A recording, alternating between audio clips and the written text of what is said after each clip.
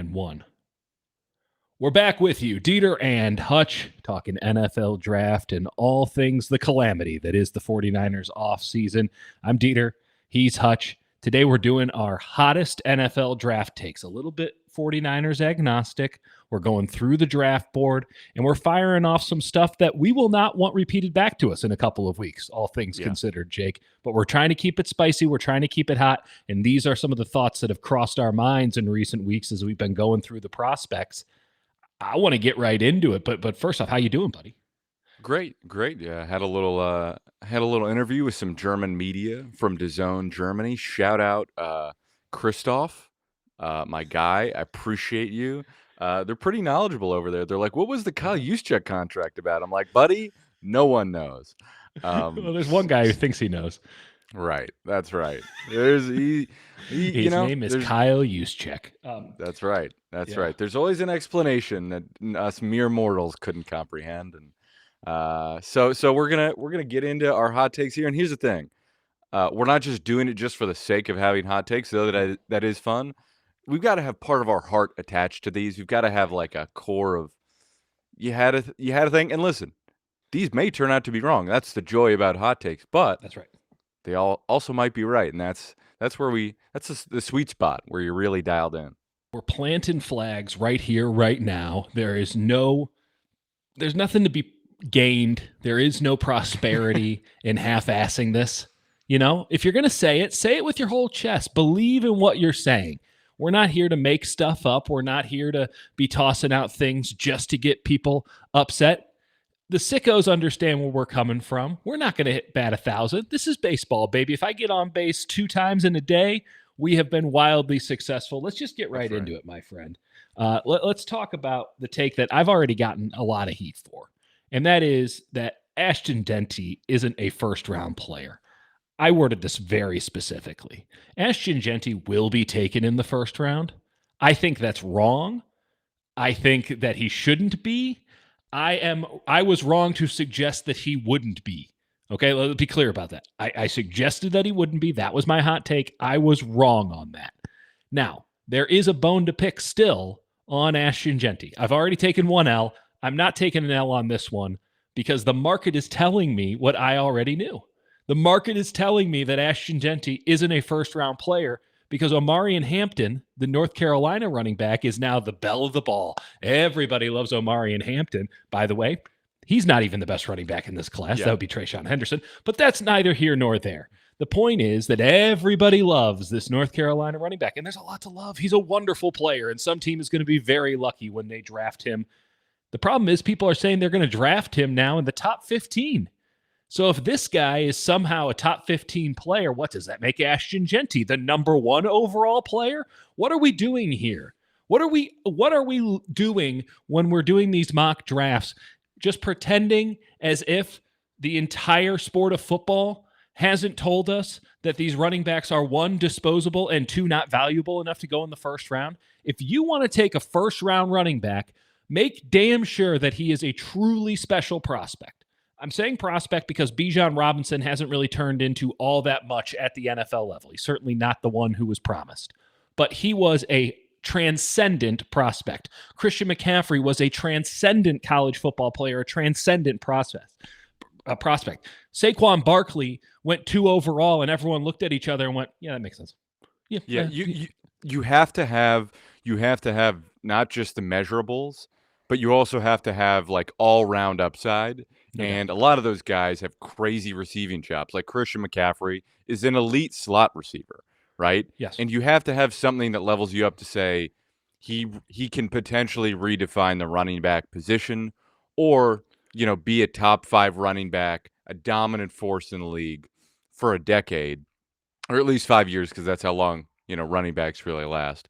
But for me, I don't see the receiving chops with Jeanty. I see a fantastic player with crazy strength and a lot of contact balance. I don't see a ton of like in between the line of scrimmage cutting ability. I think he's better on the edges. And I see a lot of running backs who excel in that way. You know who reminds me of? Maurice Jones-Drew.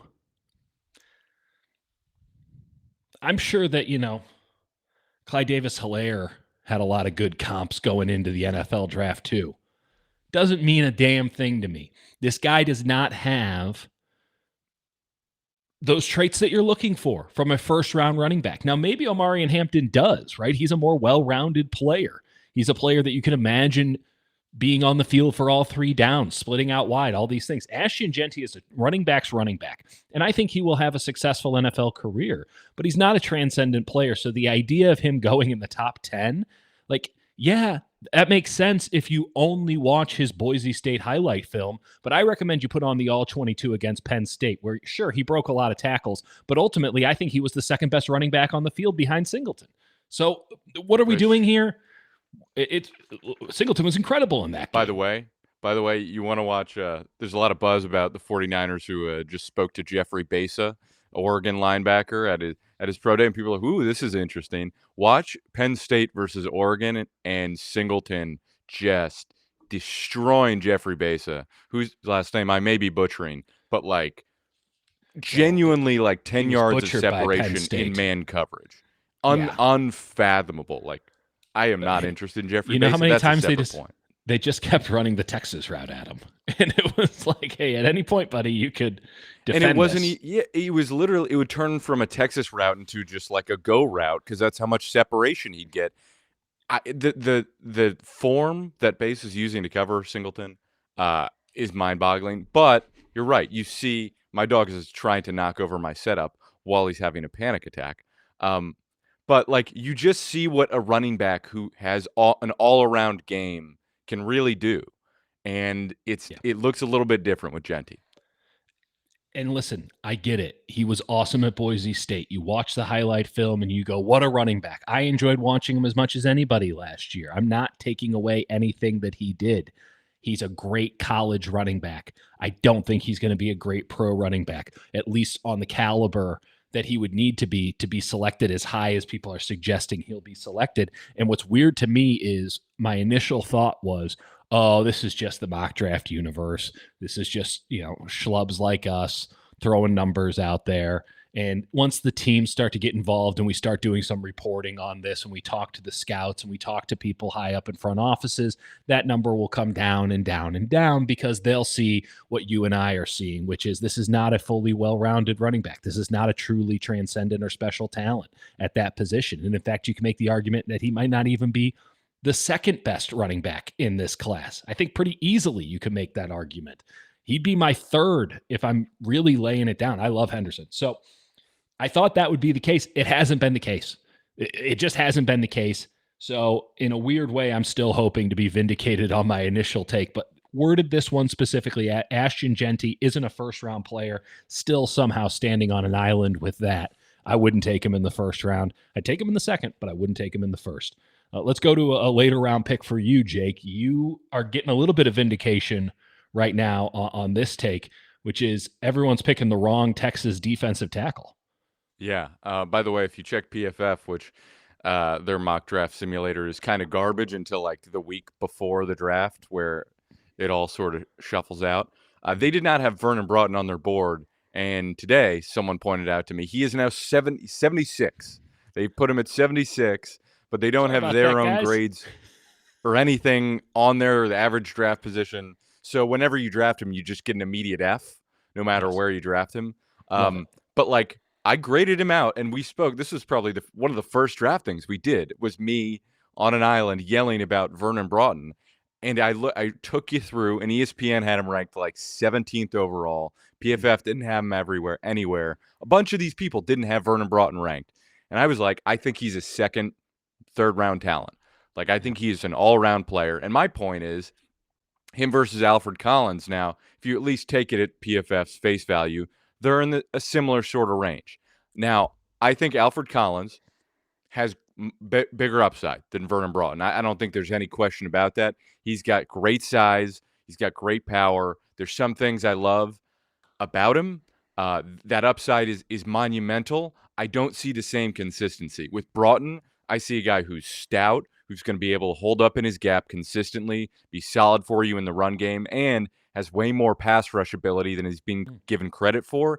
He can get skinny. He can swipe and wiggle and get upfield. You saw it against Ohio State. He was a dominant force. And that's not like this was me just randomly looking at defensive tackles. You turn on the tape with this guy, he is impossible to dislike. I just think he is. I don't like the term safer because safer implies that somebody is a high floor, low ceiling guy.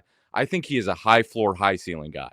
I think he's just going to be all around. I don't think he's going to be the greatest defensive tackle in the league for a decade, but I think he's going to be a damn good defensive tackle in the league for a decade. And he's going to help you in every facet of the game. And Alfred Collins might turn out to be a better player. I think that's totally reasonable to expect that. I personally prefer Vernon Broughton. Listen, I see a lot of things to like in Collins. Broughton being over Collins, that's a little too spicy for me. I see where you're coming from. I like Broughton a lot too. I certainly like him at price. Collins has special traits, though, particularly getting off at the line of scrimmage. And when you're talking about a mountain of a man like Alfred Collins, I think he's more applicable to more schemes. Now, if we're talking strictly 49ers, I think Vernon Broughton might be the better play because of his ability to split gaps and such. Whereas I don't think that Alfred Collins, I don't think he can get between a gap. I think he's too wide. So there's something to be said there, to each their own. I think both of these guys have immense upside. And when we compare them to some of the other defensive tackles in this class, I feel really good about both of the Texas guys. And if Broughton went before Collins, that would be really, really spicy. But it wouldn't shock me at all if Collins went not that long after Broughton went and they had very similar immediate success. And in fact, it wouldn't shock me in the least bit if Broughton had more success immediately. He feels more ready-made, whereas Collins still has a lot of things that I think he needs to work on at the NFL level.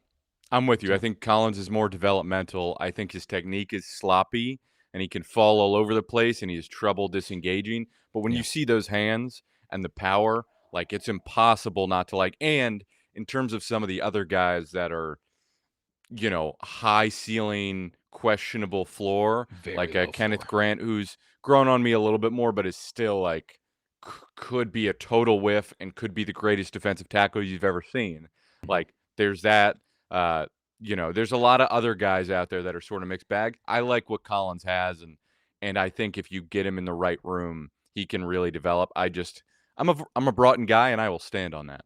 Well, listen, and you have a lot of reason to stand on it because you've been the one riding him up. You've been the one pumping his name. I don't know about. No. Your influence goes beyond even your own knowledge, right? Everyone's out here saying, I'm riding him up. Let's avoid that terminology. Listen, you're riding him hard. There's nothing wrong with that. It's okay to just want to get your hands on a prospect like that and ride him all the way to the top. I'm going to let Dieter just pause and ruminate on. Moving on. I'd rather have Tyler Shuck than Cam Ward, at price, of course. Jake, I was texting you at roughly 6 a.m. this morning. Hard to say. Yeah. Time is a very abstract object to me these days. Did you get some good sleep? So I was texting you early this morning, Jake, and just kind of dumping my, I'm having fever dream thoughts after my lack of good sleep, and I'm watching some tape. I got a baby in my arms. She's fussing. She's crapping her diaper. There's a lot going on. She's like, Dieter, who's QB3? And I go, little girl, it's Tyler Shuck from Louisville.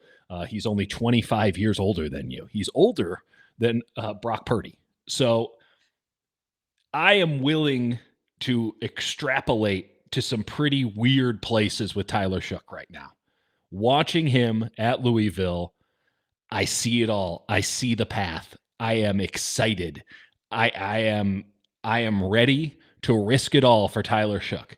So let me just tone it down a little bit from where I want to go, because it would be a take so hot that even YouTube wouldn't accept it. The algorithm will be like, we got to demonetize. We can't do anything with that. I think Cam Ward is a very good prospect. I think Cam Ward has great anticipatory throwing skills, and that is the one thing you're really looking for when you're thinking about a guy translating from college to the NFL level. I also think that Cam Ward plays smaller than he actually is, which is not a trait that I'm typically looking for. I'm looking for guys who are about 6'2" to look like they're 6'6", as opposed to look like they're 5'10". I really care about how big you play as opposed to how big you really are. And I think that some of his interceptions are such that it really leads me to wonder if he is taking advantage of slow, typically static college defenses, and what happens when he starts facing the cover sixes and the Fangios and the read and react stuff that you're able to do at the NFL level with NFL level athletes. Because again, these interceptions are so bad, and a lot of them are he's anticipating someone coming open in this space, throwing it there, but he ultimately just threw it to the other team. What happens when you're at the NFL level? The game is 5 times faster, the defenses are 5 times smarter, and guys are able to read and react at a way that you're just not allowed to do at the college level, particularly in the ACC.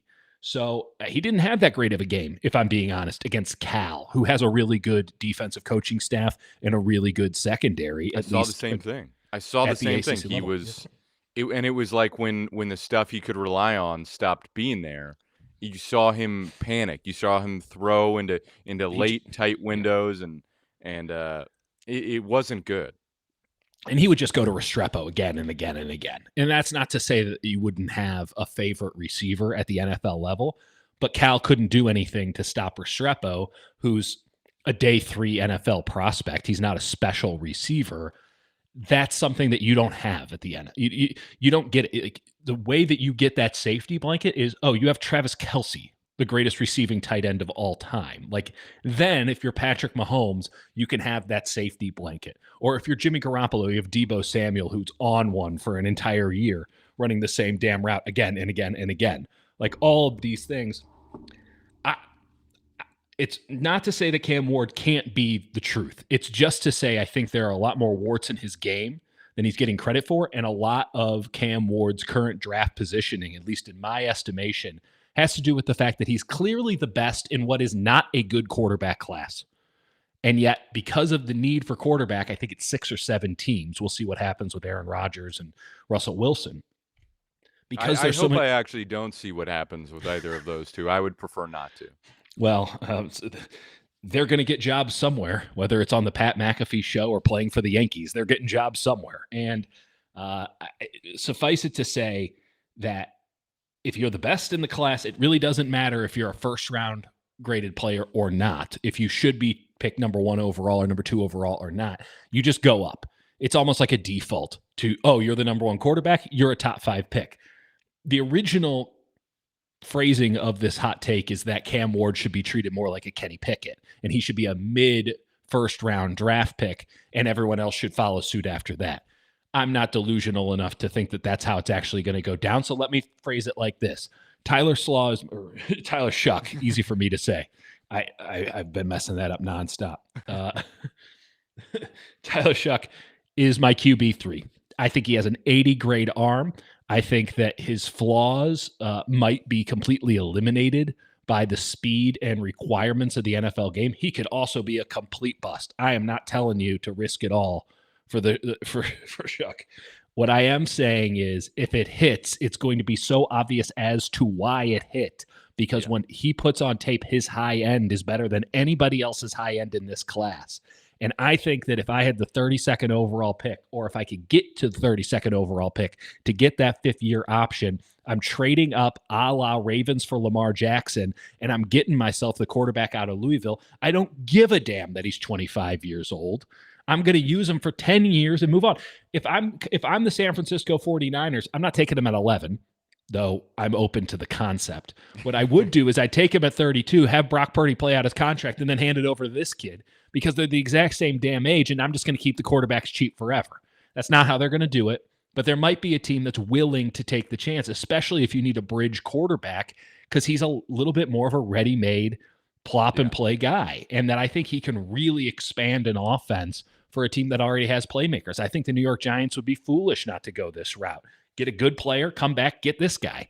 I would much prefer to have him. I think his ceiling is higher than anybody else's at the quarterback position in this class. The floor might be lower, but the ceiling is higher because of his ability to push the ball down the field so effortlessly. He moves great in the pocket. He's fearless.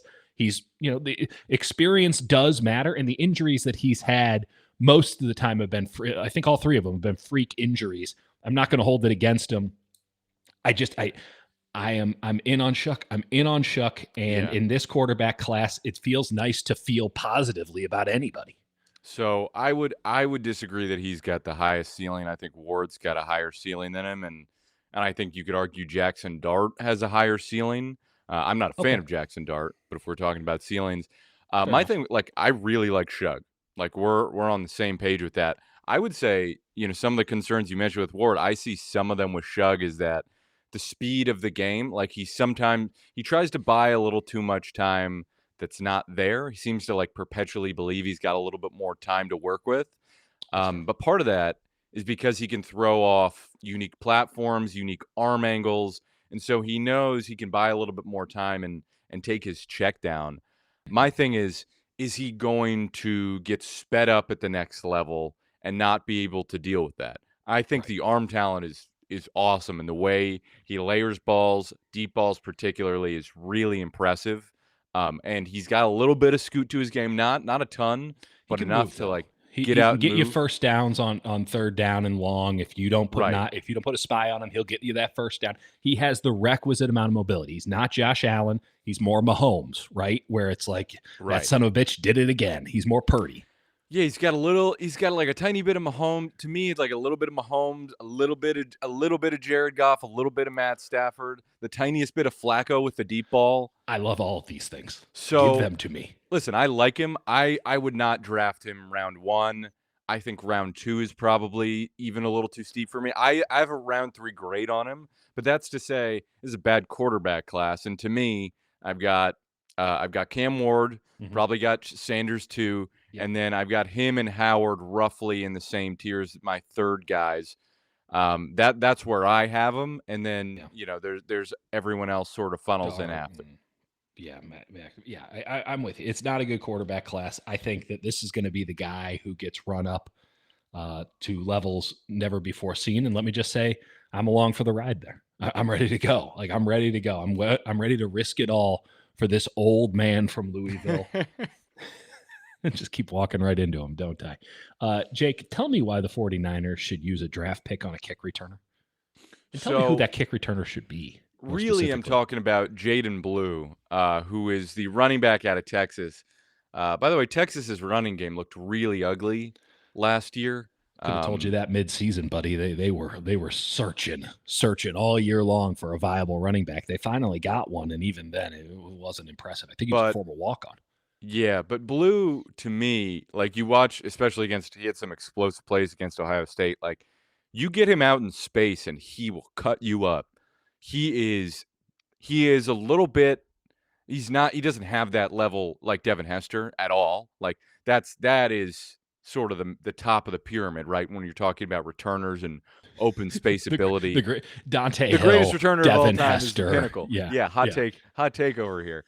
I just think Blue is a guy that I don't know about him as a pure running back yet. I think he's got awesome upside and needs to like actually learn how the position works. I think he's got receiving upside, and he's sort of a scat back you could do some Debo-ish things with. But in terms of like him being, as I see it, a firm day 3 guy, like I don't see a way he climbs out of that, and more like round 5, 6, and anywhere near round 4. Maybe that changes. I just think if you're talking about round 6, round 7, and he's there, like, that is a guy I would absolutely spend a draft pick on purely as a kick returner because of what I think he can do in the open field and how dynamic he'd be. I also think he's like a potential, like, if you line him up as your 3rd, 4th receiver, if you lose McCaffrey, like, you've got like a receiving sort of scat back option in Jaden Blue who's going to come pretty cheap. I think his speed is going to translate to the NFL level. I think he's going to snatch ankles in the open field. And maybe, he's just like a Kevontae Turpin type who like you can only use as a returner. But Kevontae Turpin's still pretty valuable just as a returner. So if we're talking 6th, 7th round, I would take Jaden Blue regardless of what he actually is as a running back prospect because I think he can be really dynamic. 4.38 40-yard dash. Obviously not, groundbreaking, but legitimate sub 4.4 speed at over Right. 200 pounds. Not something to scoff at all. And you like his close proximity agility, that matters. And it comes down to this for the Niners. I know that they have about 7 needs, and they're apparently going to serve all of them in the draft. Awesome. Awesome. That they're just going to nail it, right? They're not going to get anything wrong, and they're just going to be great. Just great policy, outstanding work by everybody. I mean, the Dallas Cowboys wish that they could be this dysfunctional, but there will be a point where they just need to take the best player on the board. Now, it should be as early as possible, but that's not how they're going to operate. By the time we're talking about a Jaden Blue, that might be him. So something to keep in mind. I would also say briefly, before we get to the next thing, just on the point of the Niners, one question I would have for Lynch and Shanahan is, okay, so let's say we're all with this plan. It's a sound plan. Like, what sort of feedback have you gotten from your veterans, your George Kittles, your Trent Williams, your Fred Warners, guys that you have been fighting with and your team is built around? How do you convince them that wasting a year of their career is the right option? Because you are wasting a year of their career. That is what you're doing, and you can do that, and that can be a sound team building strategy. But objectively speaking, the Niners are going into the season saying, we are not going to build the best roster. We are concretely planning for 2026 in the future, and we are not going to build the best roster we can, and we're not even going to attempt to. We're not even going to attempt to fill some needs for cheap, because we believe we can get it with youth and we can get it cheaper, and we want to see what these guys can develop into, sure. But what you're saying is you're not serious about competing for a Super Bowl. So what do those veterans really think about it? Are you comfortable with wasting a year of their career? That is, in a maybe more tactical way, is what I would like to ask Kyle Shanahan and John Lynch. I think that their counter argument, and this would be Lynch and Shanahan's counter argument, is they sign the contracts. They don't get to determine. That is exactly what I thought the answer would be. They are our players, and they will do what they're asked to do. Yeah, and Christian McCaffrey doesn't get any say in this because he was gleefully taking a 3-year deal, and Trent was gleefully taking an extension. And the one guy who didn't like where it was going was Deebo Samuel, but I feel like that was more about Deebo than it was about the team. And they might solve some of this by just paying Kittle an extension and paying Warner an extension. You go, all right, well, we paid you now. Now shut up. Is that a prudent thing for them to do? Not to totally derail the pod, even though that is our brand. Like, would you give George Kittle an extension? How is it that no one's arguing that George Kittle isn't still an elite player and arguably the best tight end in football? But this is a guy who missed 2 games last year, plays banged up in perpetuity, has played banged up for 5 straight years now. And the 49ers are all about getting younger and fresher and more reliable. And yet they are re-signing Kyle Juszczyk after taking a dead cap hit and then are going to extend George Kittle. Like, it does feel as if there's a line in which their rhetoric doesn't apply, and it's for long-tenured white guys.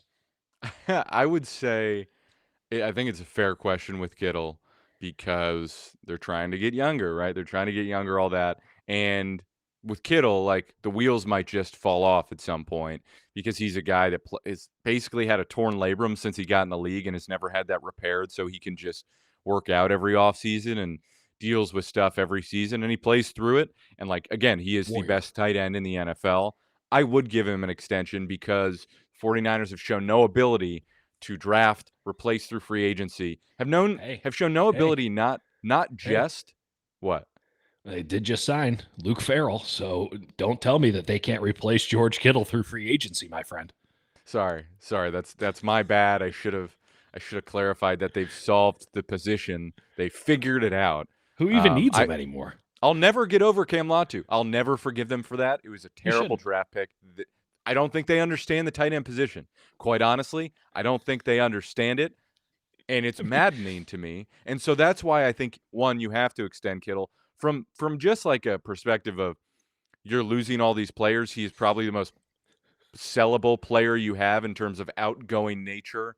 Like, that matters as a brand.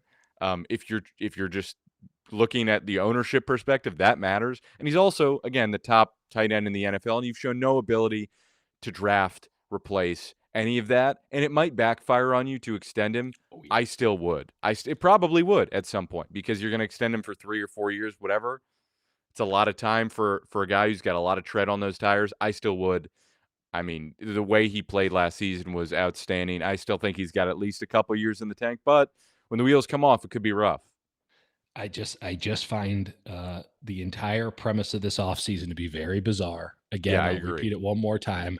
Half measures lead to half results. You're either in or you're out, and all they're doing is making it more difficult to win around players that deserve to win and can provide winning if properly insulated. But It's like it's like when you're in the pool and everybody gets out and you're like, "Are you guys getting out of the pool?" They're like, "No, I'm just taking a little break. I'm just hopping out." And you're like, "Okay, you're coming back though, right?" They're like, "Yeah, we're oh coming yeah, back. We're we'll getting be back in back. the pool." They're wrapped up. Your girlfriend's got a towel on her head. She's not getting back in the pool. They're not Like getting it's back in the over. pool. It's No, over. get out of the pool. Get out of the pool. You can ask if you can get out of the pool. No, I'm going to stay. Some people are going to defiantly stay in the pool in that situation, and they'll shrivel up and die accordingly. Yeah. Jake, can you tell me what's going on with Walter Nolan's draft stock, my friend? What's going Yeah, on with so this? there's some rumblings that some teams have him just completely wiped off their boards. Yeah, Just total red flags.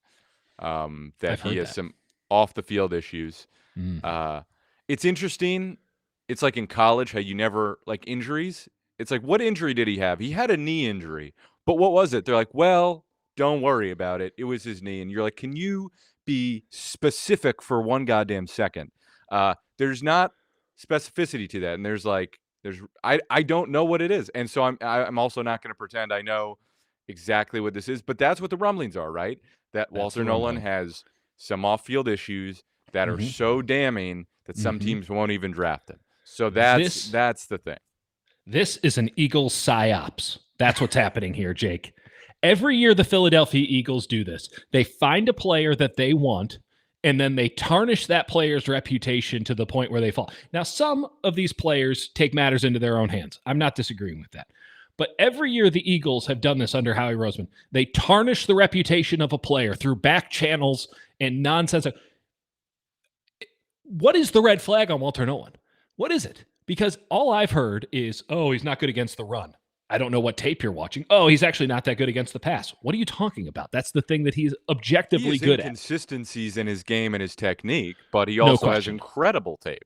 Right. Like, and there is no deficiency when he is on. The question is about his motor. The question is about his ability to maintain pad level, his ability to disengage from blocks. There are questions. He's not a perfect prospect. He's not going to Right. be a top 5 pick. I'm not arguing any of these things. What I am arguing is all this off field stuff that people are talking about.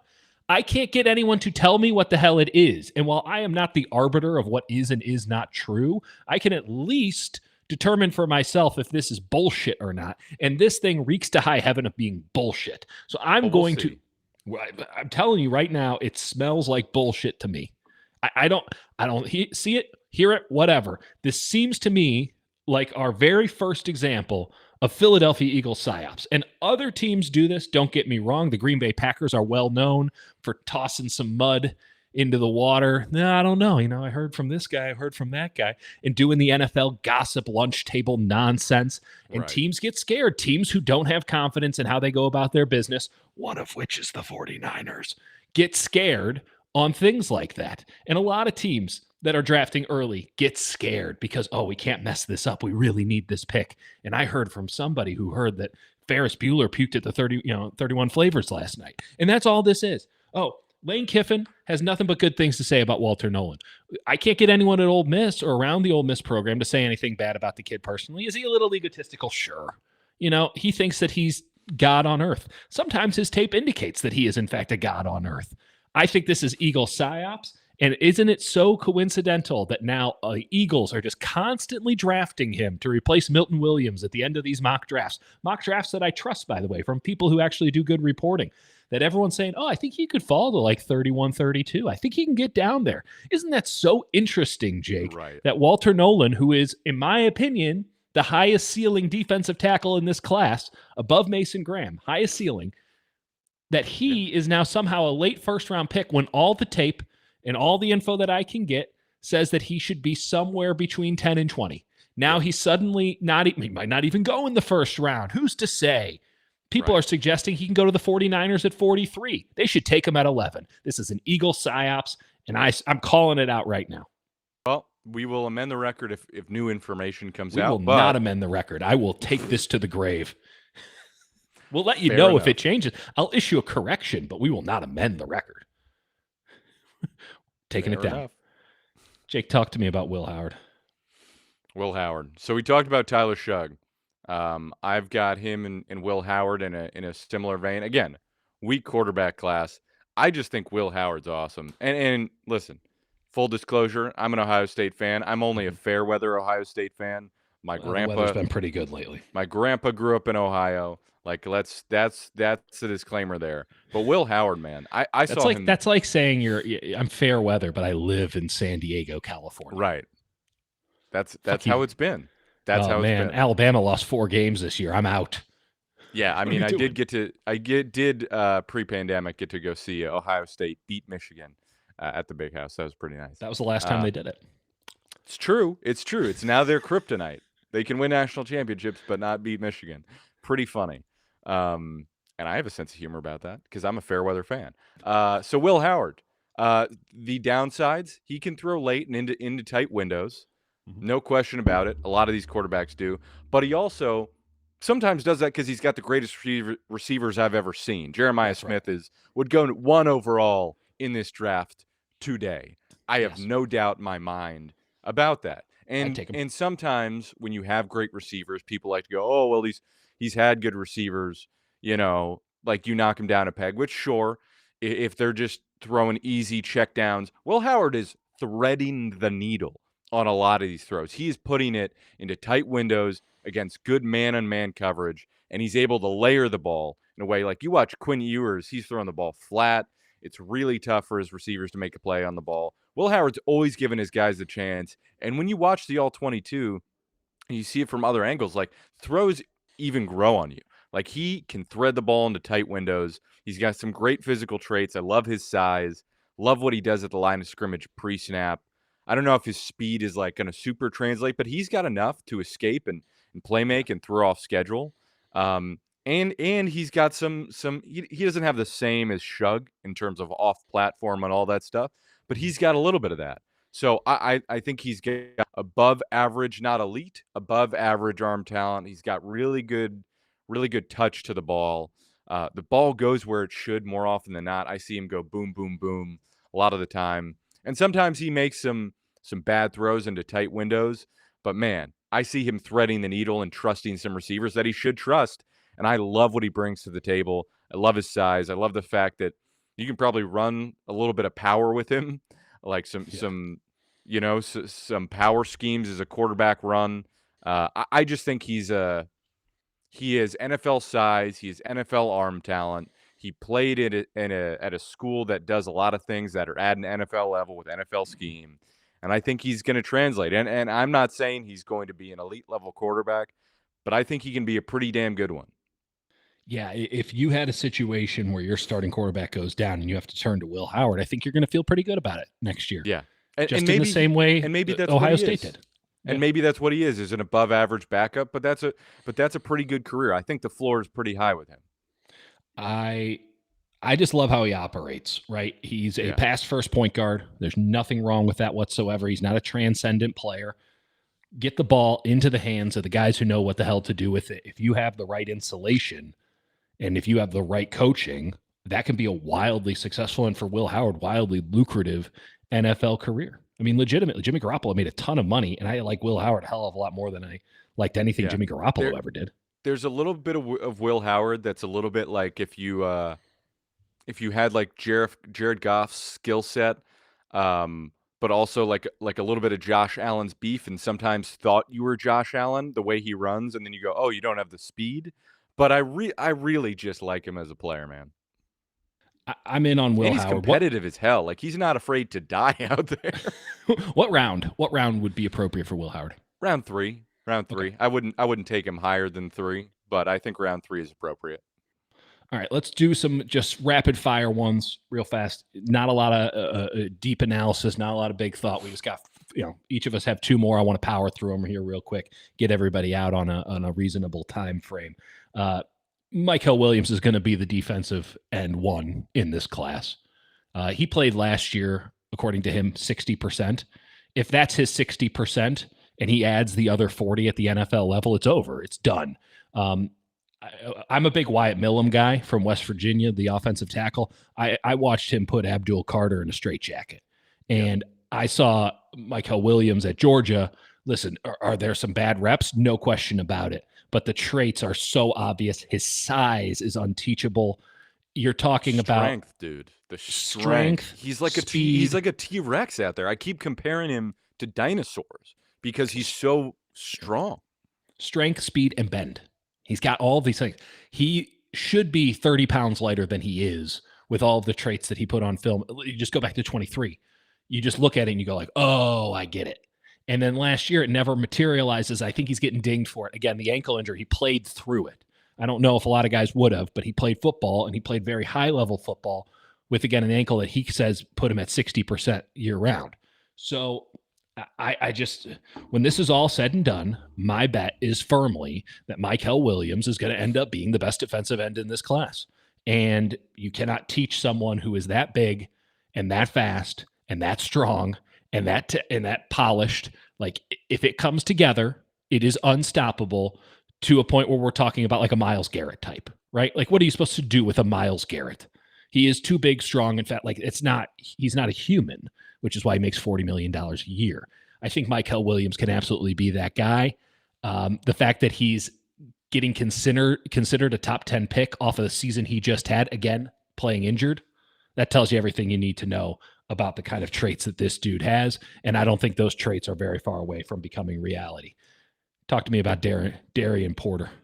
God, man, I can't stand this guy. Like, I know that's harsh because all these guys are kids. He doesn't need my help. He tested off the charts at the NFL Combine. He had a nearly perfect score, right? He's soft. This boy's soft. He gets pushed around. He gets bullied.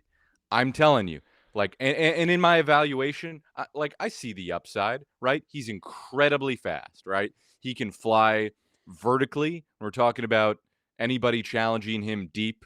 Sure, that's great. Mm-hmm. The downside is a soft boy who can't fight through contact, will be dominated in the run game, especially by physical wide receivers and in press man. Not a strong enough tackler to be a special teamer and flames out of the league. That's what the downside could be. Yeah. And so the upside is like a starting zone corner. And because of those physical traits, maybe he actually turns out and he is a great corner.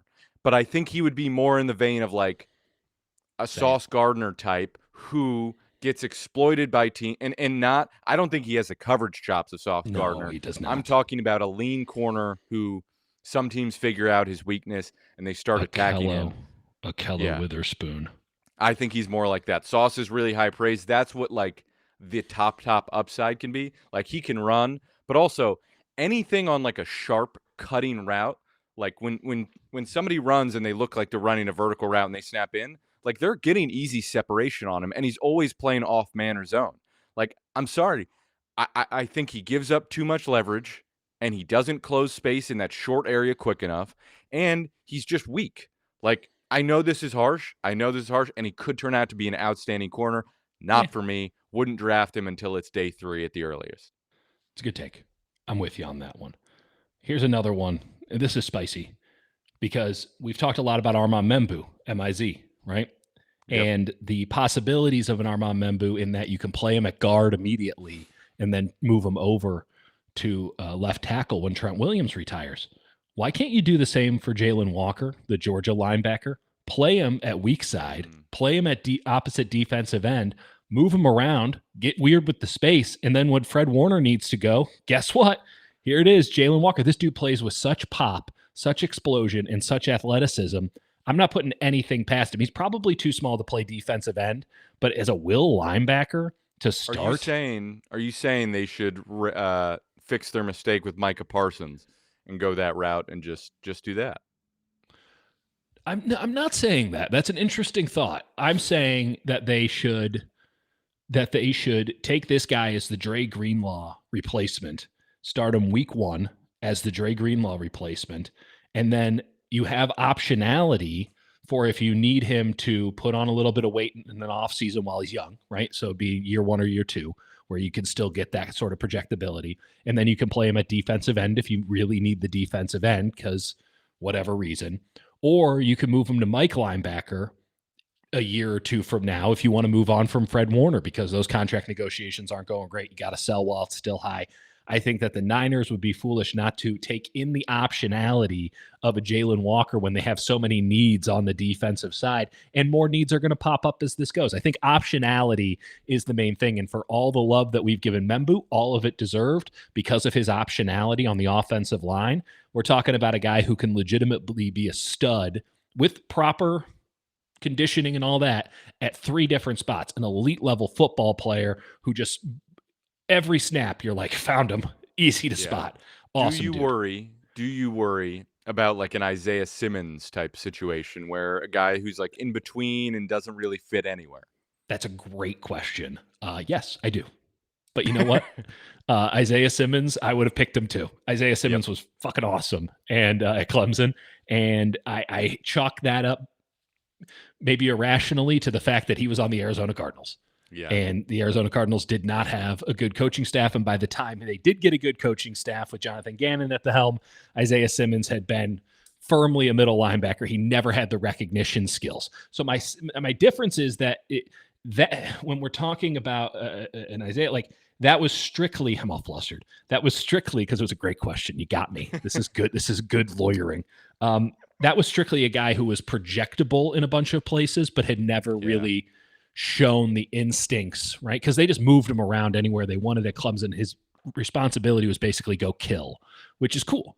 And if you put him at defensive end, that wouldn't have been an issue. But instead, they wanted him as an off-ball linebacker, and they were moving him around. He couldn't really sink into anything. He never struck me as an instinctual player at the time, but the physical traits were so immense that I did it. The thing with Walker is he doesn't have the physical traits that you love, right? He's a little small, if we're being honest. But he clearly has the instincts. He clearly knows what he's doing out there. And no matter what role they put him in at Georgia, he found a way to make plays. I want that. So while a great, like legitimately awesome question and legitimately fair comp, I do think there's just enough of a difference that it might not be a 1-for-1 because Isaiah Simmons, I mean, dude, he was an Adonis. Like, what was he, like 6'4", 255 pounds. He was, he was the 10 RAS guy. And now you have a guy in Jalen Walker who might have a lot of pop scores in some of these, dashes and touches and all this stuff, but he's going to come in with red numbers on his size. So it is a bet, to be fair, on your strength and conditioning program and getting him into a position with his own people, of course, to maybe put on some weight if you need him to do that, because he's never going to get taller. But I just think he's too good of a football player to not at least explore the option of the optionality. And for a team like the 49ers that has a lot of needs, I think that could be a really cool thing. But you know what? He might be Isaiah Simmons, but I'm willing to take the risk because I like him. When you have 3 clear needs on defense and he can fill 2 of them on day 1, like you have to take that. Could be a 2 birds. The 49ers' biggest issue right now is that they're going for 2 in the bush instead of the 1 in the hand. He is literally the 2 in the bush. He could fill 2 jobs. Or you could draft Jeffrey Besa, who's not good. They should absolutely take Travis Hunter. I mean, I could take this even a step further, which is that the 49ers should trade up and get Travis Hunter if he falls below 3. And they have 100%. The ability. 100%. Because if that happens, now you have your receiver that you're going to need, and hi Tucker, and you get that number 3 corner. Actually, you get your number 1 corner, and everyone else just gets to move around accordingly. Like that would be the ideal because, again, you have so many needs. You don't have enough draft picks to reasonably fill them. Go get somebody who could do 2 jobs for 1 salary. That seems like a huge win for Jed York right now. Yeah. No, I like it. I like Jalen Walker as a prospect. I was, in my notes, his downside is that he's like a 3-4 outside backer who's not like a quality coverage linebacker and is a little too much in like a defensive end mold to be this sort of coverage linebacker. But I think he's like a really natural pass rusher. He's really fluid and flexible, and you just watch him, and the speed he moves at in every single game pops off the tape. And that's my thing. When you're going to a wide 9 defensive front with 2 linebackers behind it, it's really just about recognizing straight lines. So there is a lot of defensive end traits that I think apply to, like Dre Greenlaw. Like Dre Greenlaw wasn't the best coverage guy, but what he did was he had great instinctual skills. And when he went, it was a straight line. He was a missile. Yeah, he wanted to murder you, and that's really, really important. When you watch Jalen Walker, man, when I say pop, I mean you can hear it. You need to watch this film with the sound on, because every time he hits somebody, it make a noise. And that's the kind of instinct and anticipatory skill that I think really translate. Easy again for me to say. Why don't you shit on another prospect and tell me why you don't like James Pierce? Yeah, I don't know what he does, man. He's fast. I'm with you. He's fast, which is, you're playing defensive end. If you're trying to track down a backside run, that's helpful. If you're like playing, if he's like a 3-4 outside linebacker, that makes a little bit of sense to me. And this is not to say he's a guy that doesn't have any talent. I just don't think he's a first rounder. I think he's a guy that's like really, really skinny. Like I guess he weighed in at 245, but he plays light. No, And so he does not have a variety of pass rush moves that impress me at all. Like, I just think he's pretty limited. Like, I don't see, when we talk about a lot of these guys, I don't get it. I see him getting stonewalled so goddamn often. Like against Ohio State, not against the Ohio State offensive tackle Simmons, right? Not against him. Like against the right tackle. Like, I just see him getting stoned, doing nothing. He's got no plan of attack. He has so much bend, Jake. Oh, look at the bend. Yeah, it doesn't matter if you bend directly into the ground. Yeah, I just don't see it. I don't see a variety. He's not a guy that's going to set the edge for me. Like, he's very vertical, and so if he gets, I just don't see it. Like, I just don't think he's a guy that has, like, he will have a speed rush, and he will get some guys with that, right?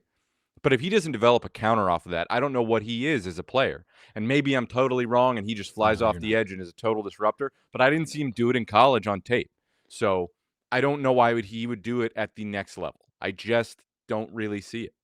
He's a Huff from the Jets. He's a Leonard Floyd, late stage Leonard Floyd. He's a cleanup guy. Is a good pass rusher at least. Yeah, but like Bryce Huff. But you can only play him on third downs. That was like Bryce Huff's role. So right. Listen, he can do that thing. We're not even sure James Pierce can do that thing. Right? That's if you're taking him in the first round, you're saying, oh, he's a Bryce Huff. Bryce Huff's a one-down player. So why are you taking him in the first round? If you want a project, if you want some other guys with projectable traits that like aren't fully polished, there's plenty of them in this draft, right? Totally. 100%.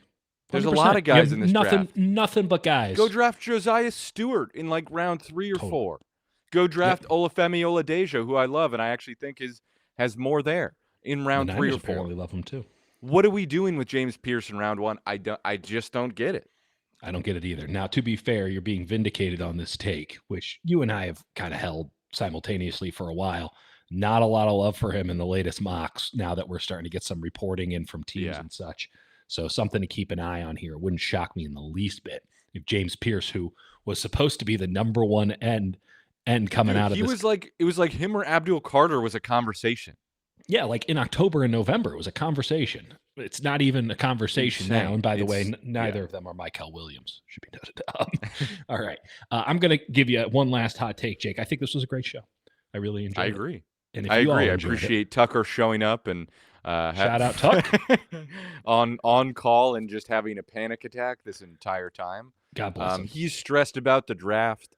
He's really wondering what the 49ers are going to do. And it's a lot on his shoulders because, by the way, I don't know if you know this, he is running the organization.